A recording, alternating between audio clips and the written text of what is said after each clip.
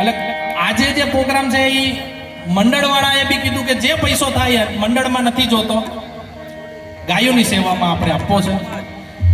અને ઘાસચારો નહોતો તો બાપુએ 20 ગાયો ત્યાંથી બીજી ગૌશાળામાં મોકલી દીધી કે ગાયોને ખાવાનું પૂરું નથી પડતું, તો એ બીજી ગૌશાળામાં એને આપીએ તો એ ગાયો બિચારી ખાય. અને જેટલી ગાયોનો ઘાસચારો જેટલું ગાયોને પૂરતું પડે એમ છે એટલી ગાયો બાપુએ અહીંયા રાખી છે. નાના નાના વાછરડા છે અને ગાયો ખૂબ છે. તો બાપુને અમે બોલાવ્યા કે તમે આવો.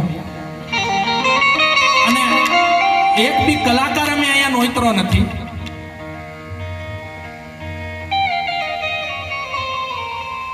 એકય કલાકાર અમે અહીંયા નોતરા નથી. જે બી વ્યવસ્થા કરી છે, સાઉન્ડ થી લઈ તબલસી છે કે જે બી વ્યક્તિ છે અહીંયા સ્ટેજ ઉપર કે બીજી વ્યવસ્થા જે બી છે ને બધી સેવામાં છે.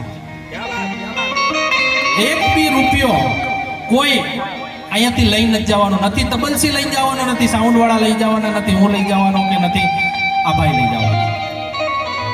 કલાકાર બોલાવીને ડાયરો કરવો તો મોટો થાય, પણ ગાયોના મોઢેથી નથી લઈ. જે બી છે એ ગાયોને જાય. એટલે જે તમારી ઈચ્છા પડે અમે જેવું ગાય, અમને નથી આવડતું, અમે કલાકાર નથી, અમને કોઈ તમે જોયા નહીં હોય. જેવું ગાય એવું અમને સ્વીકારજો અને થાય તો યથાશક્તિ અહીંયા ઘોર કરજો. એટલે ગાયું ખાય, ગાયુંના મોઢે જાય, ફૂલ નહીં તો ફૂલની પાખડી, જે તમારી ઈચ્છા થાય. હરેક વ્યક્તિ આવી અને કાંઈક ને કાંઈક અહીંયા ઘોર કરવાની વિનંતી છે મારી તરફથી કે ભાઈ જે યથાશક્તિ 10 રૂપિયા, 100 રૂપિયા, 500 રૂપિયા, 1000 રૂપિયા, 50,000, જે તમારી ઈચ્છા હોય. હા, અને જેની ઉપર મોજ આવે એની ઉપર, મારી ઉપર નો મોજ આવે કાંઈ નહીં, બીજા કલાકારો ઉપર મોજ આવે બીજા કલાકારો ઉપર ઉડાડી દો.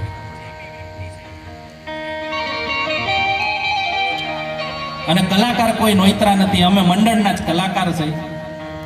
એટલે મહેરબાની કરીને જેવું તેવું ગાય તો કદાચ સાંભળી લેજો આજનો દી. ગૌ માતા માટે અમે અમારી કોશિશ કરશું.